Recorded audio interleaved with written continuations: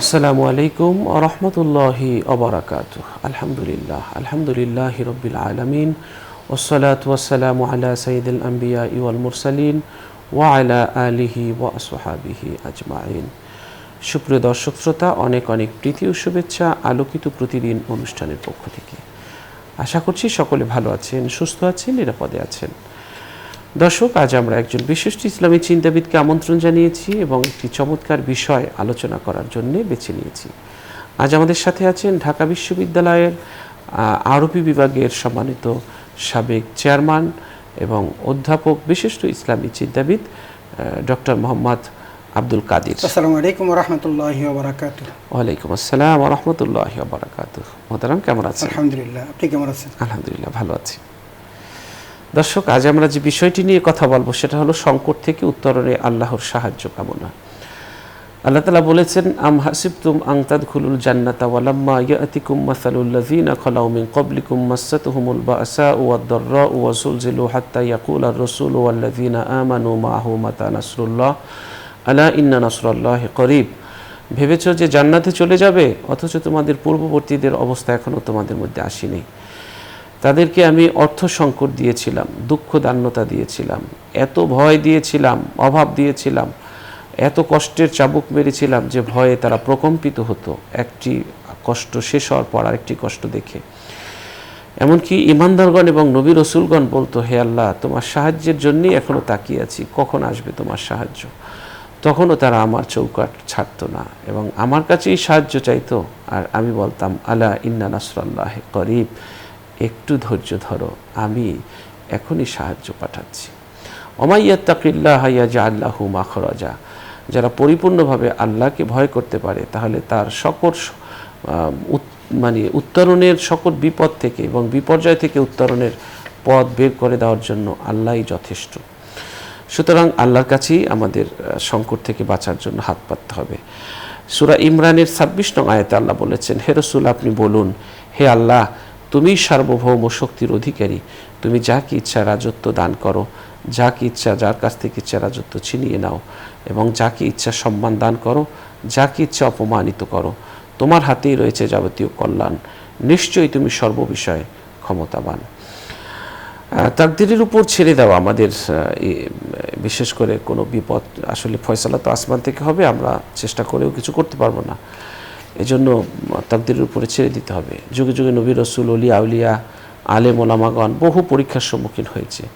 যে যত বেশি পরীক্ষা উত্তীর্ণ হয়েছে, আল্লাহর দরবারে তিনি তত বেশি মর্যাদার অধিকারী হয়েছে। সুতরাং বিপদ আপদ যত ছোট হোক আর যত বড়ই হোক, দুটি কাজের মাধ্যমে মুমিন বান্দা এর সমাধান খুঁজবে। চাই সে মুমিন বান্দা শিক্ষিত কিংবা অশিক্ষিত হোক, আলেম কিংবা সাধারণ হোক, দুটি উপায়ে সাহায্য চাইবে আল্লাহর কাছে এবং আল্লাহ বান্দাদের সব বিপদ আপদ দূর করবেন। একটা হলো তাকদীরের উপর ছেড়ে দেওয়া, দুই হলো দোয়া করা। তাকদীরের উপর অবিচল আস্থা এবং বিশ্বাস রাখতে হবে। কথা মনে করতে হবে যে আল্লাহর উপর ভরসা করতে পড়লে আল্লাহ মুসিবত দূর করে দেয়।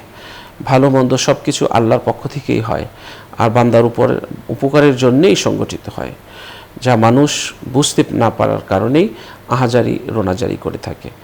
সর্বাবস্থায় সব ব্যাপারে মহান আল্লাহর কাছে সাহায্য কামনা করতে হবে। বিপদ আপদ সংকটের সময় আল্লাহর কাছে দোয়া করতে হবে।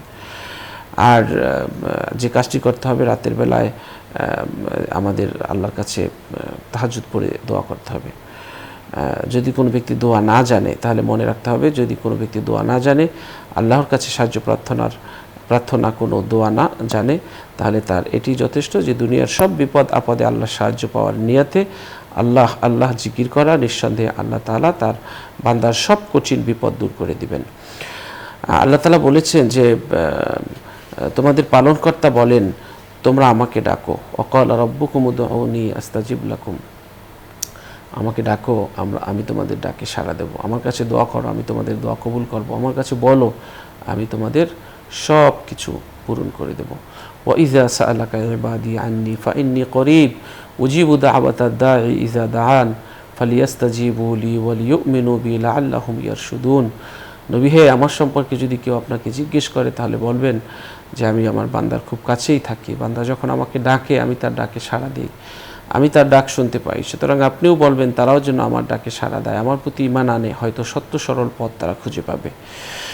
তো দর্শক, সকল সংকট থেকে আল্লাহর কাছে উত্তরণের সাহায্য চাইতে হবে উত্তরণের জন্য। আর মনে রাখতে হবে, বিপদ যতই ঘনীভূত হোক আল্লাহর রহমত ততই ত্বরান্বিত। এমন কোনো তালা পৃথিবীতে নেই যার চাবি নেই। সুতরাং সব তালারই চাবি আছে। সব সংকট থেকে উত্তরণের জন্য কোনো না কোনো ব্যবস্থা আল্লাহ আমাদের জন্য রেখেছেন, এটাই আমাদের মনে করতে হবে। চলুন বিষয়টি নিয়ে আলোচনা শুনছি মোহতারামের কাছ থেকে। জি ধন্যবাদ মোহতারাম। বিজ্ঞ উপস্থাপক, খুব চমৎকারভাবেই বলছেন এবং প্রারম্ভিক আলোচনার মধ্যেই আমার মনে হয় আমাদের দর্শক শ্রোতারা মূল উদ্দেশ্যটা বুঝতে সক্ষম হয়েছে। তো আমরা মূল বিষয়টা হলো সংকট থেকে উত্তরণে আল্লাহর সাহায্য কামনা। পৃথিবীর প্রত্যেকটা মানুষকে যদি একটা জায়গাতে স্থিরকৃত করা যায় যে আমার প্রভু আল্লাহ এবং আমার সাহায্যকারী আল্লাহ, হাসবুনাল্লাহু ওয়া নি'মাল ওয়াকিল, নি'মাল মাওলা ওয়া নি'মান নাসির, একটা জায়গাতে যদি নিয়ে আসা যায়, তা আমার মনে হয় প্রত্যেকটা মানুষের জন্য তার মূল করণীয় কাজটা কি সেটা সে বুঝতে পারবে। তা আমরা মানুষের প্রতিটি মানুষের জীবনের মধ্যে দুটো দিক আছে, একটা হলো ভালো আর হলো মন্দ, এবং এই দুটো দিকের সংমিশ্রিত রূপটাই হলো একটা মানব জীবন। আপনি যেভাবেই সংজ্ঞায়িত করেন না কেন, এমন কোনো মানুষ পাবেন না সারা জীবন তিনি খুব সুখে ছিলেন, এবং এমন কোনো মানুষ পাবেন না যে সারা জীবন তিনি দুঃখে ছিলেন। কারণ আল্লাহ তাআলা সুখ দুঃখ দুটো নিয়েই কিন্তু মানুষকে পৃথিবীতে পাঠিয়েছেন। ঐশ্বর্য এবং প্রভাব প্রতিপত্তি এটা একদিকে যেমন মানুষকে দিয়ে দেন, আবার এইটা দিয়েই কিন্তু আল্লাহ তাআলা মানুষকে পরীক্ষা করেন। এই সকল কিছুর মূল সার নির্যাসটা হলো আল্লাহ তাআলা মানুষকে পৃথিবীতে পাঠিয়ে এই বিশ্ব চরাচরে তাকে দিয়ে আল্লাহ তাআলা তার নেতৃত্বের আসনে বসিয়ে দিয়ে তার যে সঠিক বান্দা কিনা এটা একটু যাচাই করা, একটু পরীক্ষা করা। এই পরীক্ষা করতে গিয়ে কেউ হয়তো একটু বেশি কাঠিন্যতার শিকার হন, কষ্টের শিকার হন, আবার কেউ আবার সচ্ছলতার শিকার হন, আবার তাকে খুব বেশি সচ্ছলতা দিয়েও আল্লাহ আবার পরীক্ষা করেন সে তার এই প্রাপ্তিটাকে আল্লাহর কাজে ব্যয় করে কিনা, অথবা আল্লাহর জন্য সে নিবেদিত কিনা। এই বিষয়গুলো আমাদের এখানে আজকের আলোচ্য বিষয়। তো আমরা এই সংকট থেকে উত্তরণের জন্য কি করব, করণীয়টা কি, এটা আপনি যথাযথভাবে খুব সুন্দরভাবেই বলেছেন।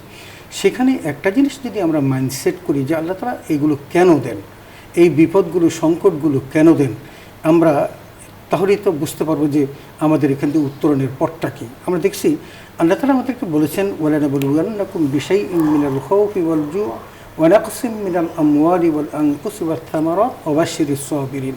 আল্লাহ আবার সুসংবাদও দিলেন, আল্লাযীনা ইযা আসাবাতহুম মুসিবা ক্বালু ইন্না লিল্লাহি ওয়া ইন্না ইলাইহি রাজিউন। এই যে আয়াতে কারিমাগুলো সূরা বাকারার, এই আয়াতে কারিমাগুলোর মধ্যে কিন্তু সঠিক নির্দেশনাটা আমাদের জন্য আল্লাহ তাআলা দিয়ে দিয়েছেন। আল্লাহ কি বলেছেন? আল্লাহ বলছেন যে ওয়ালানাবলুওয়ান্নাকুম, অবশ্যই অবশ্যই আমি তোমাদেরকে পরীক্ষা করব। কাদেরকে? আমাদেরকে। আমরা যারা পৃথিবীর মানুষ আছি, পৃথিবীতে যারা আসছি, আল্লাহর বান্দা হয়ে যারা পৃথিবীতে পদার্পণ করলাম, তাদেরকে আল্লাহ পরীক্ষা করবেন বিশাইইন, বেশ কিছু বিষয় দিয়ে। তার মধ্যে কি? মিনাল খাউফি ওয়াল জু', আমাদেরকে ভীতির মধ্যে ফেলে দিবেন। অনেক রকমের ভীতি আমাদের জন্য আল্লাহ তাআলা ছড়িয়ে ছিটিয়ে রেখে দিয়েছেন। কেউ আছে সন্ধ্যার পরে হাঁটতে পারে না, শুধু ভয় পায়, অন্ধকারাতকে অনেকে ভয় পায়, কেউ শত্রুকে ভয় পায়, কেউ সাপকে ভয় পায়। এই যে বিভিন্ন রকমের ভয়, এই ভয় দিয়ে আল্লাহ মানুষকে পরীক্ষা করেন। ওয়াল জু', এবং আরেকটা হলো কি, তার মধ্যে ক্ষুধা দিয়ে সে খাচ্ছে এবং খাওয়ার জন্য পর্যাপ্ত খানা সে পাচ্ছে না। এই যে পর্যাপ্ত খানা পাচ্ছে না, তার ক্ষুধা থেকে যাচ্ছে, এটাও তার একটা কি পরীক্ষার বিষয়। আল্লাহ তাআলা তাকে কাউকে অতি ভোজন দিয়ে আবার কাউকে আবার কম ভোজন দিয়ে আল্লাহ পরীক্ষা করেন। তো এই যে ওয়াল জু' আল্লাহ বলেছেন, এই যে তার যে ক্ষুধা, এটাও একটা আল্লাহর পরীক্ষার জায়গা। আল্লাহ তাকে পরীক্ষা করে দেখেন যে বান্দাকে আমি যে এই ক্ষুধার মধ্যে রাখলাম, এতে করে সে কি সঠিক রাস্তায় থাকতে পারছে, নাকি সে পদস্খলন হচ্ছে, নাকি সে একেবারে হাই হুতাশ করে সে আমার যে কঠিনতর যে খারাপ রাস্তাটি সেটা অবলম্বন করে সে বাঁচার চেষ্টা করতেছে। এটা আল্লাহ পরীক্ষা করেন। ওয়া নাকসিম মিনাল আমওয়ালি ওয়াল আনফুসি ওয়াস সামারাত, তিনটা বিষয় এখানে, নাকসুম থেকে তিনটা। একটা হলো মিনাল আমওয়ালি ওয়াল আনফুসি ওয়াস সামারাত, একটা হলো ধন সম্পদের যে কি করা, নোকসানি দিয়ে।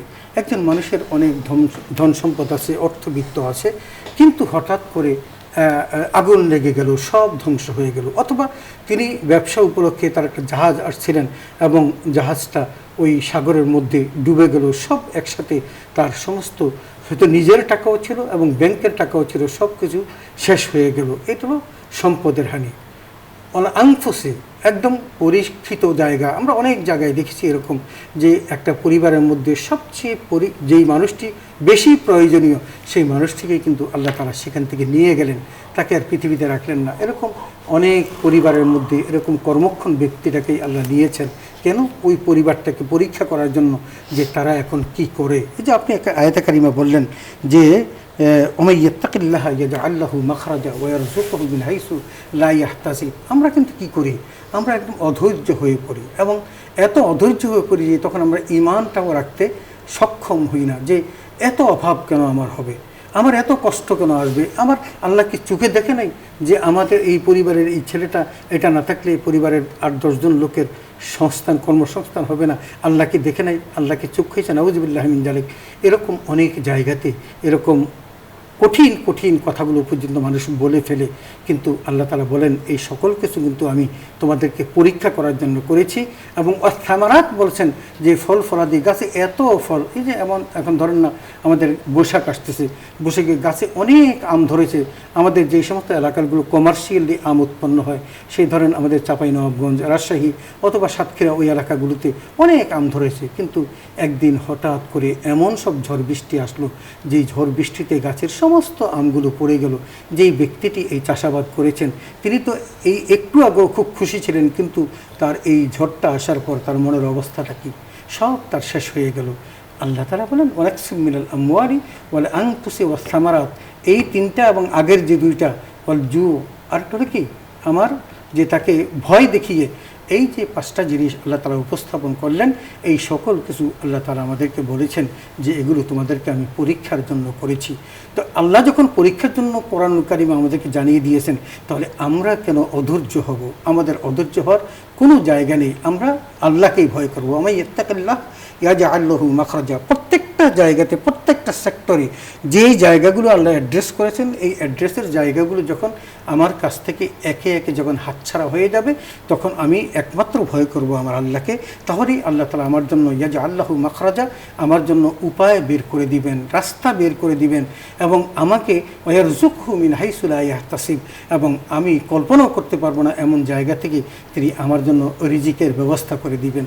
আমি শুধু আপনার মাধ্যমে একটা দর্শক শ্রোতাকে জানাতে চাই, পৃথিবীতে মানুষের অনেক দুর্ঘটনা ঘটে। এই দুর্ঘটনা ঘটার মধ্য দিয়ে একজন মানুষকে আল্লাহ নিঃশেষ করে দিয়েছেন। আল্লাহর দায়িত্ব এটা? কোনোদিনও না। আল্লাহ প্রত্যেকটা মানুষের প্রতি রহমদিল। এই জন্য প্রত্যেকটা মানুষকে আল্লাহ পরীক্ষা করে দেখেন যে আল্লাহর দিকে সে ফিরে আসতে পারে কিনা। আহসিন কামা আহসানাল্লাহু ইলাইক, আল্লাহ বলেছেন। আল্লাহু আকবার। এই যে একটা কথা বললেন, এটা কিন্তু কোরআন কারীম আল্লাহ বলেছেন। কাকে লক্ষ্য করে বলেছেন? বিত্তশালীদের লক্ষ্য করে বলেছেন। কি লক্ষ্য করতে বলছেন? বলে ওয়া আহসিন কামা আহসানাল্লাহু ইলাইক। আল্লাহ তাআলা তোমার প্রতি যে দয়া করলেন, কি দয়া করলেন? যে তোমাকে অন্যের কাছে ভিক্ষা চাইতে হতো, হাত পাততে হতো, আল্লাহ সেটা না করে তোমাকে উপরের হাত বানালেন। ইয়াদুল উলিয়া খায়রুম মিন ইয়াদিস সুফলা। নিচের হাতের চেয়ে উপরের হাত উত্তম। তার মানে দানকারীর হাত, দান গ্রহণকারী হাতের চেয়ে উত্তম। আল্লাহ তোমাকে সেই পর্যায়ে নাড়িয়ে তোমাকে অর্থবিত্ত বৈভবের মালিক বানিয়েছেন। অতএব ও আহসিন, তুমি ওই গরিব দুঃখী অনাথ অসহায়ের প্রতি দান করে আল্লাহ যে তোমার প্রতি এহসান করেছেন তার প্রতিদান দাও।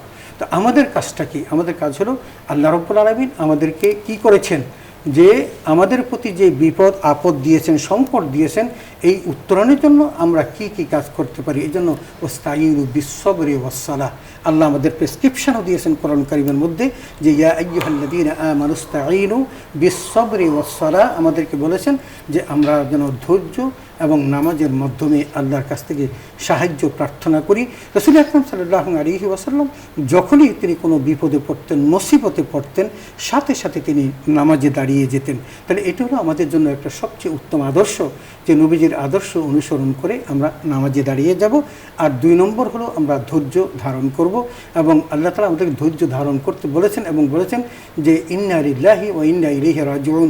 কোনো ব্যক্তির কাছে যদি আল্লাহ তাআলা মহা বিপদ চাপিয়ে দেন, সেই ব্যক্তিটি শুধু এতটুকু বলবেন যে আমি তো আল্লাহর কাছ থেকে এসেছি, আবার আল্লাহর কাছেই আমাকে ফেরত যেতে হবে। তার মানে আমার যাতায়াতের জায়গাটা যেহেতু স্পষ্ট, আল্লাহ আমাকে পাঠিয়েছেন, আবার আল্লাহর কাছে আমাকে নিয়ে নেবেন। আমি সামান্য সময়ের জন্য দুনিয়ার জীবনে আসি, এই সামান্য সময়, সেটা আখিরাতের তুলনায় কয়েকটা সেকেন্ড মাত্র, এই সময়কালে আল্লাহ তাআলা আমাকে সুখে রাখলেন নাকি দুঃখে রাখলেন, এই বিষয়টা চিন্তা না করে আল্লাহ যে অবস্থায় রাখেন সেই অবস্থার প্রতি যদি আমি কি করতে পারি, আমি আজমে রাসেক হতে পারি, দৃঢ় সংকল্প হতে পারি, তাহলে কোনো বিপদ মুসিবত আমাকে স্পর্শ করতে পারবে না। এবং আমাকে শুধু একটুই বলতে হবে, এই কথাই আমাকে স্বীকার করতে হবে, ওমা আসাবা মিন মুসিবাতিন ইল্লা বিইজনিল্লাহ, যে আমার উপর যে মুসিবত, যে সংকট ত্বরান্বিত হয়েছে, এটা একমাত্র আল্লাহর নির্দেশে হয়েছে, এবং আল্লাহর নির্দেশ দ্বারা এই বিপদটা আমার কাছে আসে নাই। এবং আমাকে ওই যে আপনি যে কথাটা বললেন তকদিরের কথা, সেই তকদিরও আমাকে বিশ্বাস করতে হবে। আল কাদরি খাইরিহি ওয়া শাররিহি মিনাল্লাহি তাআলা, ঈমানের একটা অংশ কিন্তু এটা, ঈমানের একটা অংশ এটা, যে আল কাদরি খাইরিহি ওয়া শাররিহি মিনাল্লাহি তাআলা, আমার জীবন চলার পথে যত রকমের সংকট তৈরি হবে সেটাও যেমন আল্লাহর পক্ষ থেকে, আমার জন্য যত স্বাচ্ছন্দ্য তৈরি হবে সেটাও কিন্তু আল্লাহর পক্ষ থেকে। বিত্ত বৈভবের মধ্যে আমি ডুবে থাকবো, এইটাও যেমন আল্লাহ আমাকে দিচ্ছেন, আবার আমাকে মাঝে মধ্যে পরীক্ষা করার জন্য কিছু ঝাঁকুনি দিবেন, এই ঝাঁকুনিটাও কিন্তু আমাকে সহ্য করতে হবে। যদি এটা করতে পারি তাহলে আমি আল্লাহর একজন প্রিয়তম বান্দা হতে পারবো। এখন দেখুন, আল্লাহ রাব্বুল আলামিন আমাদেরকে আরও কিছু প্রেসক্রিপশন দিয়েছেন, আমরা এখানে কি কি কাজ করতে পারি আল্লাহর পাককে সাহায্য কামনা করার জন্য। সেখানে বলেছেন যে আমরা ইস্তেগফার বা ক্ষমা প্রার্থনা করতে পারি। ক্ষমা প্রার্থনা চাওয়ার মধ্যে যে কি পরিমাণ নেয়ামত আল্লাহ তাআলা দিচ্ছেন, সেটা যদি আমরা দেখি সূরা নূহের 10 থেকে 12 নম্বর আয়াতে স্পষ্ট করে, আর 12-14 নম্বর আয়াত পর্যন্ত আল্লাহ তাআলা স্পষ্ট করে জানিয়েছেন। কি বলছেন? ফাকুল তাস্তাগফিরু রাব্বাকুম ইন্নাহু কানা গফফারা ইউরসিলিস সামা আলাইকুম মিদরারা ওয়া ইমদিদকুম বিআমওয়ালিন ওয়া বানিন ওয়া ইয়াজআল লাকুম জান্নাতিন ওয়া ইয়াজআল লাকুম আনহারা। যে 6টা জিনিসের কথা আল্লাহ তাআলা স্পষ্ট করেছেন, তোর মধ্যে একটা বলেছেন যে আমি তো তোমাদেরকে বলছি ইস্তাগফিরু রাব্বাকুম, তোমরা তোমাদের রবের কাছে তোমরা ক্ষমা প্রার্থনা করো। পৃথিবীর কোনো মানুষকে যখনই আল্লাহ কোনো বিপদ দিবে, তার জন্য প্রথম কাজটাই হলো আল্লাহর কাছে ইস্তেগফার করা, এবং এই কথা মনে করা যে আল্লাহ আমি নিশ্চয়ই কোনো জায়গায় কোনো ভুল করেছি, এবং কোনো ভুল নিশ্চয়ই যদি আমি না করতাম তাহলে কিন্তু তুমি আমাকে এই পরীক্ষাটা করতে না। যদি আমার মন থেকে অবচেতন মনেও যদি এটা বেরিয়ে যায় যে আল্লাহ পরীক্ষা করছেন আর সেই কারণে আমাকে এই বিপদে ফেলেছেন, সুতরাং আমি কি করব? ইস্তেগফার করব। তাহলে আল্লাহ তাআলা আমাকে কি বলেছেন? ইন্নাহু কানা গফফারা, আল্লাহ কিন্তু ক্ষমাশীল। তাহলে সাথে সাথে আল্লাহ আমাকে ক্ষমাও করে দিবেন, আমাকে ওই সংকট থেকে উত্তরণ ঘটাবেন। সেই সাথে আমাকে কি কি দিবেন সেই কথাগুলো বলতে গিয়ে বলছেন ইউরসিলিস সামা আলাইকুম মিদরারা, আল্লাহ তাআলা তোমার অনাবৃষ্টির কারণে তোমার যে ফসলগুলো বিনষ্ট হয়ে যাচ্ছে সেখানে মুষলধারে বৃষ্টির ব্যবস্থা আল্লাহ তাআলা করে দিবেন। এবং ওয়ায়ুমদিদকুম বিআমওয়ালিন ওয়া বানিন, এবং আল্লাহ তাআলা বলেন এতে করে তোমার কি হবে? আল্লাহ তাআলা তোমাকে সন্তানাদি অনেক বেশি দিবে, তোমাকে সম্পদ অনেক বেশি দিবে, এই সকল কিছু দিয়ে তোমার প্রাচুর্যের মধ্যে আল্লাহ তাআলা তোমাকে ডুবিয়ে দিবেন। সর্বশেষ যে দুটো জিনিস বলেছেন ওয়াজআল লাকুম জান্নাতিন ওয়াজআল লাকুম আনহারা, আল্লাহু আকবার। আল্লাহ বলেন যে আল্লাহ তোমার জন্য জান্নাতের ব্যবস্থা করবেন। আল্লাহু আকবার। আপনি কি একটু ভেবে দেখেছেন একজন মানুষের জন্য যদি আল্লাহ তাআলা জান্নাতের ব্যবস্থা করেন, এর চেয়ে আর কি প্রাপ্তি আছে? কিসের বিনিময় হবে? ইস্তেগফারের বিনিময় হবে। তাহলে আমি কেউ যদি আল্লাহর কাছে ইস্তেগফার করতে পারে, তার 6টা পুরস্কার আল্লাহ তাআলা এখানে ঘোষণা করেছেন। ওয়াজআল লাকুম আনহারা, এবং শুধু জান্নাত দিয়েই ক্ষান্ত হবেন না, আল্লাহ তাআলা তাকে সেই জান্নাতের মধ্যে অনাবিল সুখের জন্য অনেক নহরের ব্যবস্থা করবেন। দুধের নহর, শরাবের নহর, মধুর নহর, সব কিছু দিয়ে আল্লাহ ভরে দিবেন। তার মানে আল্লাহর অসংখ্য নিয়ামত তার উপর বর্ষণ করবেন। এই জন্য আমাদেরকে ইস্তেগফার বেশি বেশি করতে হবে। সেই ইস্তেগফারের কিছু ভাষাও আমরা জানি যে আস্তাগফিরুল্লাহ আল্লাযী লা ইলাহা ইল্লা হুয়াল হাইয়ুল কাইয়্যুম ওয়া আতুবু ইলাইহি, আস্তাগফিরুল্লাহ রাব্বী মিন কুল্লি যামবি ওয়া আতুবু ইলাইহি। অথবা যদি কিচ্ছু না জানি, আমি শুধু বলবো আস্তাগফিরুল্লাহ আস্তাগফিরুল্লাহ আস্তাগফিরুল্লাহ, হে আল্লাহ আমি তোমার কাছে ক্ষমা প্রার্থনা করছি। রাসূল আকরাম সাল্লাল্লাহু আলাইহি ওয়াসাল্লাম বললেন যে আমাকে আল্লাহ তাআলা পূর্ব এবং পরের সমস্ত গুনাহ মাফ করে দেওয়ার পরও আমি প্রত্যহ 70 বার, কোনো হাদিসে এসেছে 100 বার তিনি আল্লাহর কাছে ইস্তেগফার পড়তেন। তাহলে রাসূল আকরাম সাল্লাল্লাহু আলাইহি ওয়াসাল্লামের একটা প্রিয় আমল ইস্তেগফার, সেই ইস্তেগফারটা আমরা খুব বেশি বেশি করে পড়ব। 2 নম্বর যেটা, সেটা হলো আমরা ধৈর্য এবং সালাতের মাধ্যমে আল্লাহর কাছে কি করব? আমরা সাহায্য প্রার্থনা করব। তোর মধ্যে একটা আমরা বলেছি যে আল্লাহ তাআলা ধৈর্যশীলদেরকে কি বলেছেন? অমিন আজমের উমুর বলেছেন যে এটা দৃঢ় সংকল্পের কাজ।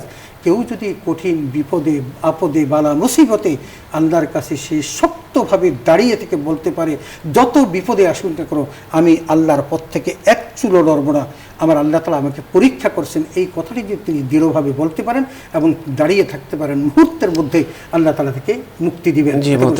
আসলে আমরা জানি যে কোরআনুল কারীমে বহু সংকটে মানুষ পড়েছিল, নবী রাসূলরা পড়েছিল, সেখান থেকে আল্লাহ উঠিয়েছেন।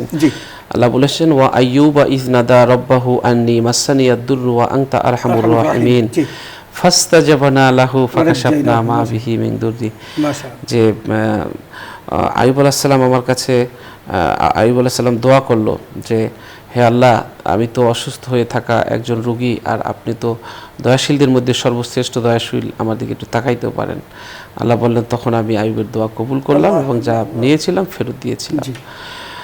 ফিরআউনের স্ত্রী আসিয়া যখন তাকে মারা হচ্ছিল তখন কিন্তু সে বলেছিল এই সংকট থেকে বাঁচার জন্য, ইয ক্বালাত রব্বি বিনি লি ইনদাকা বাইতান ফিল জান্নাতি ওয়া নাজ্জিনি মিন ফিরআউনা ওয়া মালিহি ওয়া নাজ্জিনি মিনাল কওমিজ যালিমিন। হে আল্লাহ, আমি এই পৃথিবীতে থাকার জন্য একটু জায়গা হলো না, তোমার কাছে আসতেছি, তোমার সন্নিকটে আমার জন্য একটু জান্নাতে থাকার ব্যবস্থা করে দাও এবং জালিমদের থেকে ফেরাউন থেকে আমাকে হেফাজত করো। নূহ আলাইহিস সালামের উপরে 950 বছর পর্যন্ত নির্মমভাবে জুলুম অত্যাচার করেছিল। নূহ আলাইহিস সালাম কিন্তু শেষ সময় আল্লাহর সাহায্য চেয়েছে এবং আল্লাহ তাআলা তাকে আদেশ করেছে ওয়াহামালনাহু আলা যাতি আলওয়াহি ওয়া দুসুরিন তাজরি বিআয়ুনিনা জাযাআন লিমান কানা কুফির ওয়া লাকাদ তারাকনাহা আয়াতান ফাহাল মিন মুদ্দাকির ফাকাইফা কানা আযাবি ওয়া নুযুর। তাকে বাঁচালেন, 24,000 তক্তা দিয়ে নৌকা বানালেন, 3600 ফিট পানি উঁচু হলো, এই 6 মাস পর্যন্ত এই নৌকা ভাসলো পানিতে, আল্লাহ তাআলা তার রক্ষা করলেন। এরপর আমরা জানি ইউনূস আলাইহিস সালাম সপ্ত জমিনের তলে গিয়ে মাছের পেটে বন্দী হয়েছিল। লা ইলাহা ইল্লা আনতা সুবহানাকা ইন্নী কুনতু মিনাজ জালিমিন। এইটা পড়েছিলেন কোরআনের আয়াত। এটা ফেরেশতারা যখন এটা পড়েছিল তখন চিৎকার করে বলেছিল, হে আল্লাহ, তো আমাদের পরিচিত কণ্ঠ, কোত্থেকে এই আওয়াজ আসে? আমরা তো তোমার প্রিয় বান্দা হবে, এর কণ্ঠ আমরা আরও শুনেছি তোমাকে ডাকতে। তখন আল্লাহ বলেছিলেন যে আমি উম্মাদের সাথে রাগ করে চলে যাচ্ছিল, তো জেলে বন্দি করে রেখেছি। তো সেটা আল্লাহ ঘোষণা দিলেন ফাস্তাজাবনা লাহু ওয়া নাজ্জায়নাহু মিনাল গাম্মি ওয়া কাযালিকা নুনজিল মুমিনিন। চমৎকার। হ্যাঁ, তো এভাবে করে তো আল্লাহ তাআলা সমস্ত সংকট থেকে আল্লাহ মানুষকে বাঁচিয়েছেন, মুসা আলাইহিস সালামকে বাঁচিয়েছেন। ওয়াজাওয়াজনা বিবানি ইসরাঈল আল বাহরা ফাতবাহুম ফিরআউন ওয়া জুনুদুহু বাগিয়া ওয়া আদওয়া। যে আমি অতঃপর মুসা আলাইহিস সালাম বনী ইসরাঈলের সম্প্রদায়কে নদী পার করাই দিলাম। ফেরাউনরা যখন দুরাচার এবং ক্ষতি করার জন্য পিছু করতেছিল তখন ডুবিয়ে মারলাম। যখন ডুবতেছিল তখন বলতেছিল তোমার মুসা আলাইহিস সালাম যার প্রতি ঈমান আনছে আমরা তার সেই খোদার প্রতি ঈমান আনলাম। আল্লাহ সুযোগ দিলেন না। তো এই সংকট আল্লাহ তাআলা দেন, এ কারণে এটাও আবার বলেছেন আল্লাহ ওয়ালাকাদ আরসালনা ইলা উমামিম মিন ক্বাবলিকা ফাআখাযনাহুম বিল বাসাই ওয়াদ দাররাই লাআল্লাহুম ইয়াতাদাররাউন। নবী হে, আপনার আগে আমি বহু নবী রাসূল পাঠিয়েছি, তাদেরকে অর্থ সংকট দিয়েছি, দুঃখ কষ্ট দিয়েছি, এ কারণে যেন তারা আমার প্রতি অনুনয় বিনয় করে। এই অনুনয় বিনয়টা আল্লাহ তাআলা দেখতে চান, শুনতে চান। সেটাই আমরা দেখি যে যতগুলো জায়গাতে এই সংকটের কথা আসছে প্রত্যেকটা জায়গাতে আল্লাহ একটা জিনিসই অ্যাড্রেস করেছেন। যেমন যাহারাল ফাসাদু ফিল বাররি ওয়াল বাহরি বিমা কাসাবাত আইদিন নাস লিয়ুযীকাহুম বা'দাল্লাযী আমিলু লাআল্লাহুম ইয়ারজিউন। আল্লাহ কিন্তু বলছেন যে আমি এগুলো দিয়ে তাদেরকে শাস্তি ভোগ করাই, কিন্তু উদ্দেশ্য ধ্বংস করে দেওয়া না। আমি চাই লাআল্লাহুম ইয়ারজিউন, তারা যেন ফিরে আসতে পারে। আল্লাহর উদ্দেশ্য হলো তার বান্দাকে এই সংকট কাল থেকে উত্তরণের মধ্য দিয়ে আবার আল্লাহর কাছে নিয়ে আসা। উদ্দেশ্যটা কি? ওই যে ওয়াইযা সাআলাকা ইবাদি আন্নী ফাইন্নী করিব উজিবু দাওয়াতাদ দাঈ ইযা দাআন ফালিয়াস্তাজিবু লি ওয়া লিউমিনু বি লাআল্লাহুম ইয়ারশুদুন। প্রত্যেকটা জায়গাতেই আমরা একটা জিনিস খুঁজে পাই, সেটা হলো বান্দা যেন আল্লাহর টাচে আসে এবং আল্লাহর নিকটে থাকতে পারে। এবং সে কারণেই আমরা দেখছি রাসূল আকরাম সাল্লাল্লাহু আলাইহি ওয়াসাল্লাম যদি কখনো সংকটে পড়তেন তখনও কিন্তু আল্লাহর কাছে বিভিন্নভাবে দোয়া করেছেন। এখন আমরা যে বিষয়গুলো দেখি যে আমরা সংকটকালে কি করতে হবে। আমরা সবচেয়ে বড় সংকটের একটা সময় দেখেছিলাম হযরত ইব্রাহিম আলাইহিস সালামকে যখন অগ্নিকুণ্ডে নিক্ষেপ করা হবে। আমার মনে হয় পৃথিবীর ইতিহাসে এর চেয়ে বড় সংকট আর কিছুই হতে পারে না। অগ্নিকুণ্ডে নিক্ষেপ করার ঠিক পাককালে এসে দুজন ফেরেশতা তাকে প্রস্তাব দিয়েছিলেন, একজন জিবরাইল একজন মিকাইল, এবং বললেন জিবরাইল বলেন আপনি জানেন যে আমার যে ক্ষমতা, আমি আমার পাখাগুলো দিয়ে একবার আছাড় দিলে বা বাড়ি দিলে পৃথিবীটা উল্টিয়ে ফেলতে পারি। এই যে 1 মাস পর্যন্ত আগুনে প্রজ্বলিত করলো, আপনি বলেন না আমি ফেরাউনের রাজত্বটাকে আমি উল্টিয়ে দিই, এটা আমার পক্ষে সম্ভব, আমার কাছে সাহায্য চান। আরেকজন মিকাইল বললেন আপনি তো জানেন যে আল্লাহ আমাকে পানির ক্ষমতা দিয়েছেন, বৃষ্টির ক্ষমতা দিয়েছেন, 1 মাসের প্রজ্বলিত আগুনকে মুহূর্তের মধ্যে আমি নিভিয়ে দিতে পারি, আমার কাছে সাহায্য চান। কিন্তু হযরত ইব্রাহিম আলাইহিস সালাম সেই সংকটকালে শুধু বলেছিলেন হাসবুনাল্লাহু ওয়া নি'মাল ওয়াকিল, যে আমার আল্লাহ আমার এই সংকটকালে আমার আল্লাহ আমার জন্য যথেষ্ট, এবং নেমান মাওলা ওয়া নি'মান নাসির, এবং আমার সাহায্যকারী হিসাবে আমার অভিভাবক হিসাবে আল্লাহ যথেষ্ট। এই যে সংকটকালে কি করতে হবে সেটাই কিন্তু সাহাবায়ে কেরাম যখনই কোনো সংকটের মধ্যে পড়তেন তখন তারাও বলতেন হাসবুনাল্লাহু ওয়া নি'মাল ওয়াকিল, নেমান মাওলা ওয়া নি'মান নাসির। আমরা এই বিষয়গুলো আমাদের জীবনে যদি রপ্ত করতে পারি তাহলে দেখব যে আল্লাহ তাআলা আমাদেরকে কীভাবে রক্ষা করেন। যেমন রোগ শোকে রাসূল আকরাম সাল্লাল্লাহু আলাইহি ওয়াসাল্লাম বাঁচার জন্য বলতেন আল্লাহুম্মা হাফিজনা মিন কুল্লি বালাইদ দুনিয়া ওয়া আযাবিল আখিরা, স্পষ্ট করে বলতেন তাওফানা মুসলিমা ওয়া আলহিকনা বিস সালিহিন। এটা আমাদের জন্য বিশেষ একটা দোয়া। তাহলে আপনি যে কথা বললেন দুটো জিনিস, একটা হলো তাকদীরকে বিশ্বাস করে তার উপর ছেড়ে দেওয়া, আর 2 নম্বর হলো দোয়ার মাধ্যমে আল্লাহর কাছে প্রার্থনা করে হে আল্লাহ তুমি আমাকে সংকটের মধ্যে ফেলেছো, এখান থেকে উত্তরণের দায়িত্ব তোমার, আমি কিন্তু তোমার একজন অনুগত বান্দা, তুমি আমাকে যে অবস্থা রাখবা তাতেই আমি সন্তুষ্ট, তবে আমার পক্ষে এটা হজম করা কষ্টকর, তুমি আমাকে স্বস্তি দান করো। এই কথাটুকু বললে ইনশাআল্লাহ আমার আল্লাহ তাআলা আমাকে মুক্তি দেবেন এবং আমার জন্য এমন রাস্তা খুলে দিবেন যে রাস্তা আমি নিজেও কল্পনা করতে পারিনি। আল্লাহ আমাদের তৌফিক দান করুন। অনেক অনেক ধন্যবাদ মহতরম দর্শক। আমরা অনুষ্ঠানের শেষ প্রান্তে চলে এসেছি। অনুষ্ঠানের এই পর্যায়ে রয়েছে একটি মোনাজাত, যে যেখান থেকে আমাদের এই অনুষ্ঠান দেখছেন আপনারাও চাইলে শরীক হতে পারবেন। আল্লাহুম্মা সাল্লি আলা সাইয়্যিদিনা ওয়া নাবিয়িনা ওয়া শাফিয়িনা ওয়া হাবিবিনা ওয়া মাওলানা মুহাম্মদ সাল্লাল্লাহু আলাইহি ওয়া আলা আলিহি ওয়া আসহাবিহি ওয়া বারাকা ওয়া সাল্লাম। আল্লাহুম্মা আমিন। ربنا ظلمنا أنفسنا وإن لم تغفر لنا وترحمنا لنكونن من الخاسرين। আল্লাহ তাআলা জীবনের সমস্ত গুনার বোঝা নিয়ে আপনার শাহী দরবারে হাত তুলেছি, আপনি আমাদের জিন্দেগীর সমস্ত গুনাহ খাতা মাফ করে দিন। আমিন। আল্লাহ তাআলা বাধা প্রতিবন্ধকতা আমাদের জীবন থেকে আপনি দূর করে দিন। আমিন। আল্লাহ তাআলা সকল অকল্যাণ থেকে আমাদেরকে আপনি হেফাজত করুন। আমিন। আল্লাহ তাআলা সকল প্রকার বালা মুসিবত থেকে আমাদেরকে হেফাজত করুন। আমিন। রব্বুল আলামিন আমাদের যত ধরনের অভাব আছে আপনি দূর করে দিন। আমিন। আমাদের আল্লাহ আপনি আসমান জমিনের বালা মুসিবত থেকে হেফাজত করুন। আমিন। ভূমিকম্প থেকে হেফাজত করুন। অতিবৃষ্টি অনাবৃষ্টি থেকে হেফাজত করুন। পরিবেশের বিপর্যয় থেকে হেফাজত করুন। যুদ্ধ বিগ্রহ থেকে হেফাজত করুন। বৈশ্বিক অবস্থা আল্লাহ আপনি ভালো করে দিন। আমাদের দেশের অর্থনৈতিক অবস্থা আপনি ভালো করে দিন। আমিন। আল্লাহ অর্থনীতিকে আপনি উন্নতি দান করুন। আল্লাহ তাআলা এই প্রতিষ্ঠান নিউজ 24 সহ বসুন্ধরা গ্রুপের সকল প্রতিষ্ঠানগুলোকে কবুল আর মঞ্জুর করুন। এই অনুষ্ঠানের পৃষ্ঠপোষক বসুন্ধরা গ্রুপের চেয়ারম্যান আল্লাহ তাকে আপনি মাফ করুন। আল্লাহ বেশি বেশি দিনের খেদমত করার তৌফিক দান করুন। ربنا لا تزغ قلوبنا بعد إذ هديتنا وهب لنا من لدنك رحمة إنك أنت الوهاب। আল্লাহ তোমার কাছে চাবো না কার কাছে চাবো, আল্লাহ যা যা প্রয়োজন আছে আমাদের দিয়ে দাও, যা যা অভাব আছে তুমি দিয়ে দাও, যা যা সমস্যা আছে তুমি সমাধান করে দাও। রব্বিরহামহুমা কামা রব্বায়ানি সগীরা, রব্বিরহামহুমা কামা রব্বায়ানি সগীরা। জানি না কার মা নাই বাবা নাই, যার মা নাই বাবা নাই, মা বাবার কবরের আযাব বন্ধ করে দাও। সবার মা বাবার কবরকে জান্নাতের বাগান বানায় দাও। সুবহানা রাব্বিকা রাব্বিল ইজ্জাতি আম্মা ইয়াসিফুন ওয়া সালামুন আলাল মুরসালিন ওয়ালহামদুলিল্লাহি রাব্বিল আলামিন।